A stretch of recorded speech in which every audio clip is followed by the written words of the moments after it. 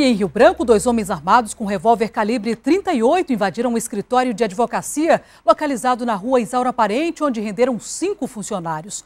A ação criminosa aconteceu na tarde de hoje. Os assaltantes levaram 2 celulares, joias e R$ 120 em dinheiro. Um dos funcionários conseguiu ligar para a Polícia Militar, que enviou uma guarnição de giro do 1º Batalhão, prendendo um dos assaltantes ainda no terreno do escritório.